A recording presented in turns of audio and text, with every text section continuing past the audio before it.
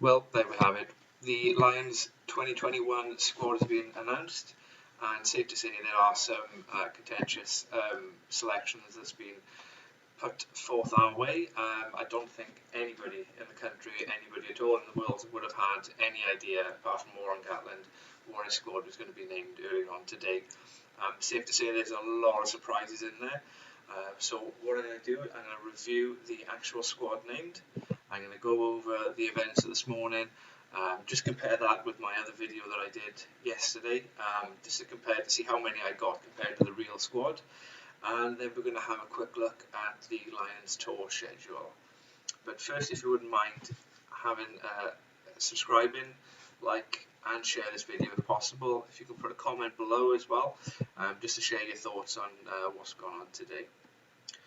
So, if we want to first have a look at the events of the day. So, first of all, the first announcement that we did get in the morning was that it was a 37-man squad, not 36, which I think as soon as that was named, there was an additional forward that they were going to be taking. Rather than having 20 forwards, it would have been 21, and keeping 16 backs as planned. So, just very slightly enlarged the squad, and I think that my first reserve, if it was going to be 37, was always going to be Tyburn. I think it's maybe pretty harsh of me to leave him out of the original squad in the video I did yesterday, but he is an outstanding performer. He was brilliant for the Scarlets, brilliant for Munster, and one of the standout performers in the Six Nations for Ireland, even in games that they did lose. So I'm glad to see him on the tour, but it's safe to say he was not a contentious one to be named in the squad. So what I'm going to do is I'm going to have a quick look at the squad, just to recap if anybody missed it this morning. So here's the squad. Captain was named as Alan Wynne-Jones. That's pretty much confirmed as of yesterday when reports started to leak out that he was named captain. And then forwards, Tyburn, Ireland, Jack Coleman, Ireland. Did not see that one coming at all. Luke Cowan-Dickie, England. Tom Curry, England. Xander Ferguson, Scotland. Tulipi Faletau, Wales. Tide Furlong, Ireland. Jamie George, England. Ian Henderson, Ireland. Johnny Hill, England. Marwa Toje, England. Wynne-Jones, Wales. Courtney Laws, England. That's another surprising one considering the lack of rugby that he's had. Ken Owens, Wales. Andrew Porter, Ireland. Sam Simmons, England. Absolutely amazing to see him involved there. Rory Sutherland, Scotland. He's just about made it. I hope he recovers in time from his injury. Justin Tipperick, Wales. Maku Vanapola, England, and Hamish Watson, Scotland. Backs, Josh Adams, Wales. Bundy Aki, Ireland. I don't think anybody had Bundy Aki in their squad at all. Dan Biggar, Wales. Elliot Daley, England. That's another contentious one. Gareth Davis, Wales. Owen Farrell, England. Chris Harris, Scotland. He deserves that. Robbie Henshaw, Ireland. Stuart Hogg, Scotland. Conor Murray, Ireland. Ali Price, Scotland. Lewis Rees-Zammit, Wales. Finn Russell, Scotland. Duane van der Merwe, Scotland. Andy Watson, England, and Liam Williams, Wales. So I think it's fair to say the ones that were very surprising you could pick out straight away at the top there. So as I mentioned, Tyburn probably would have been in a lot of people's squads initially, not mine, but there you go, he's in there. Jack Coleman of Ireland. Now, he is a really, really good number 8. I'm yet to see him do it for Ireland, though, in the top games. And I'm really surprised, unless CJ Stander has pretty much said he's not available for the tour, that they have actually taken Jack Coleman and not. I mean, he is a specialist number 8. I know Billy Vanapola. I know Josh Navidi, but hey ho, we'll just go with that. I mean, Warren Gatland does throw a few random selections from time to time. He does drop big people, and he does include very surprising people as well. Luke Cowan-Dickie, yeah. Tom Curry, yeah. Ferguson, brilliant. Faletau, yeah. Furlong.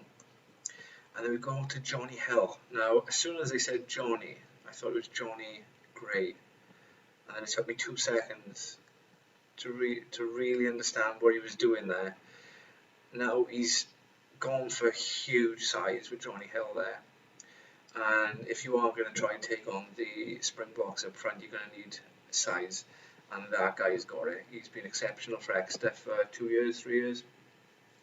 And England as well. I was quite impressed with him in the Six Nations, albeit I know that he pretty much gave away one of the tries to Wales, to Kieran Hardy, when they played in the Principality.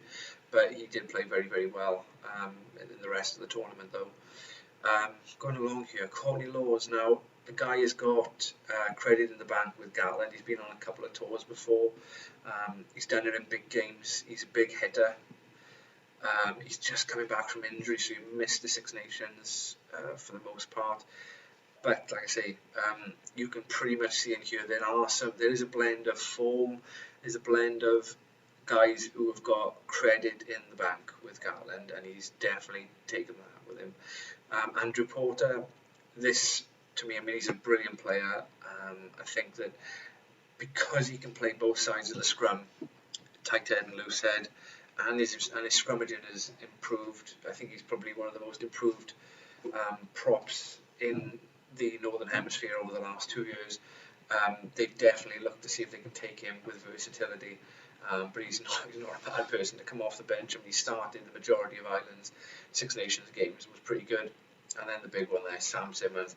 I'm really, really happy that he's picked Sam Simmons. Not just because it gives a big 2 fingers to Eddie Jones, but I think the guy deserves it. He's played really well for Exeter. I see the stat to say that he hadn't played for England since 2018. That is absolutely criminal. The guy he is a point of difference.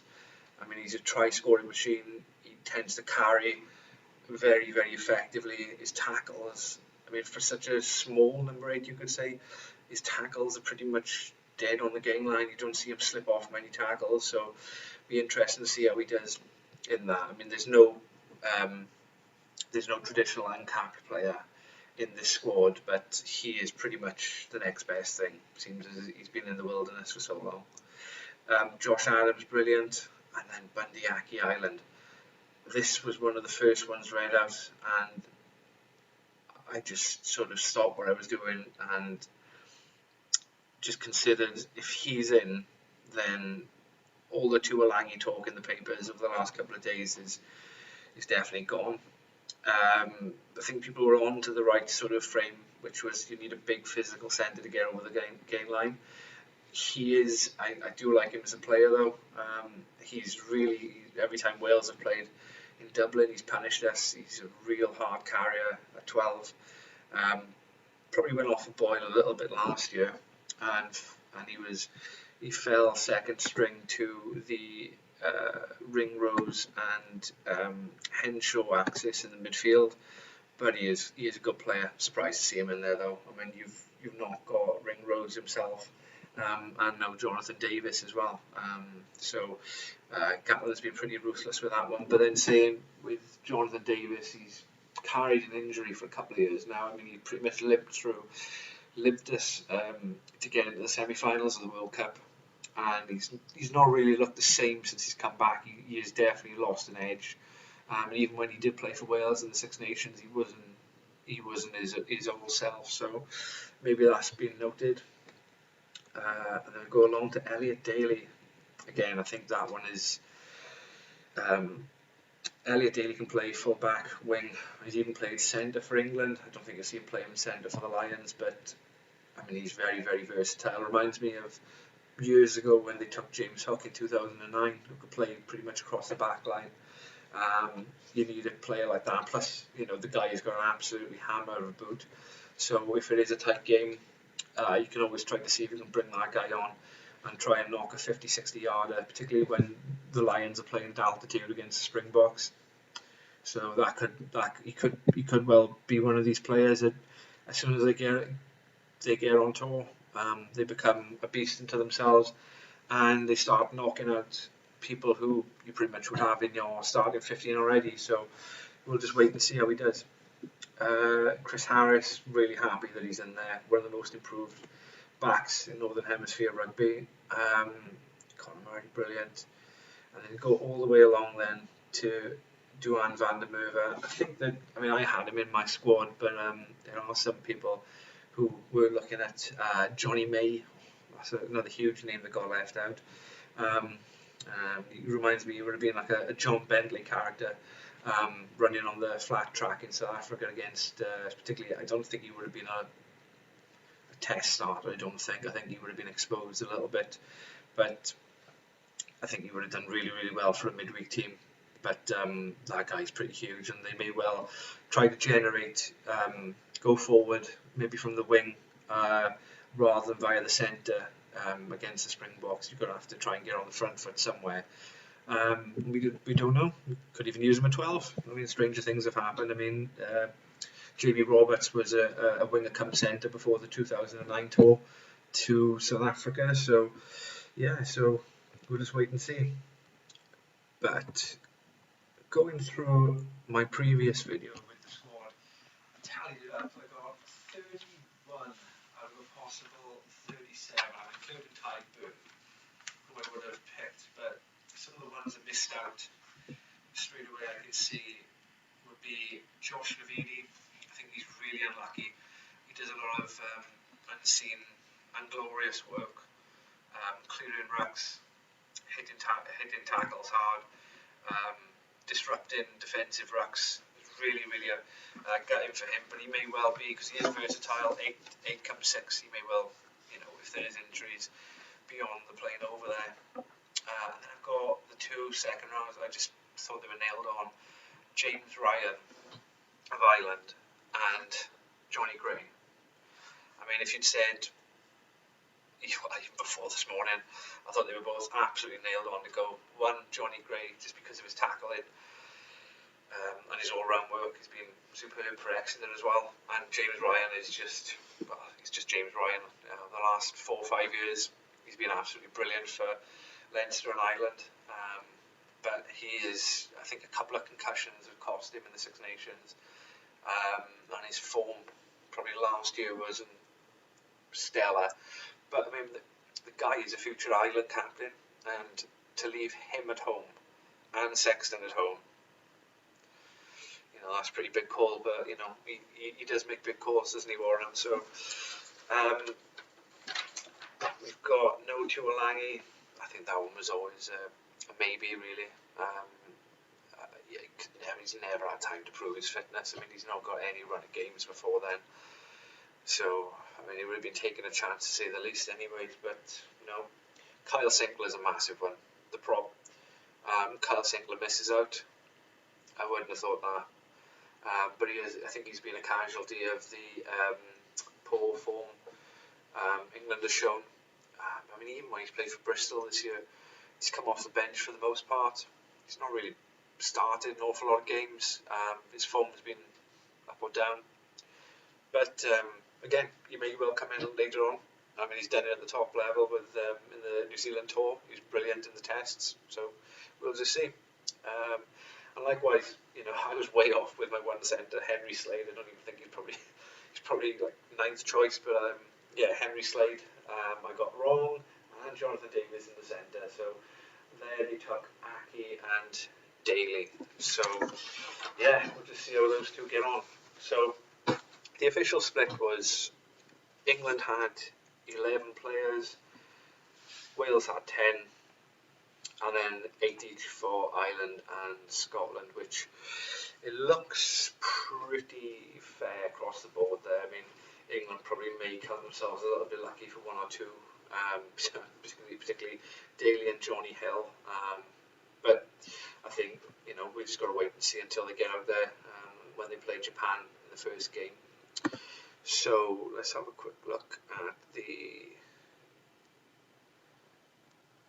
fixtures for the games. So I've noticed in the last 24 hours they've taken off the Japan game, but hopefully they will still keep that on in Murrayfield. But the actual tour, Lions tour fixtures, starts on the 3rd of July against the Stormers in Cape Town. That'll be a pretty big game against one of their franchises. Then you've got what you could probably consider to be maybe a weaker game in midweek then, which is an invitational, South African invitational team before playing the Sharks. That's a massive game. And then South Africa A. Maybe emerging box as they used to be called, but we'll see what sort of up-and-coming players that they've got available. And also, if they've got any older heads there that want to play the Lions, maybe they missed out 12 years ago to play against them, but that should be an interesting game. I think those are the type of games, those AE games and the invitational games, you've got to have a little look at, maybe one or two, and definitely happened in New Zealand. It's happened in previous tours, even though the game's gone professional, where you will lose players and potentially even lose players to less than legal incidents. If we can remember what happened with Charlotte Burger in 2009 gouging, I think it was Luke Fitzgerald. Obviously everyone remembers O'Driscoll's spear tackle, and O'Gara just getting absolutely filled in by Duncan McRae, I think it was him, against the Waratahs in 01. But even in 2017 there was just a lot of bad luck. Like Hogg had to go home early after colliding with somebody, just opened a massive cut on his eye, so he's going to want to put some things straight. Then after the 14th of July game against South Africa, the Bulls, they're always pretty massive, the Bulls, and I think they're going to be a massive test for the Lions. A week out from the test as well then, and then we go, it's going to be the FNB Stadium in Johannesburg. A week later on the 31st of July, second test. It's going to be pivotal one way or the other, whether we are one up or one down. That's going to be in Cape Town. And then the final test then at the Emirates Airline Park in Johannesburg. It's a real short tour.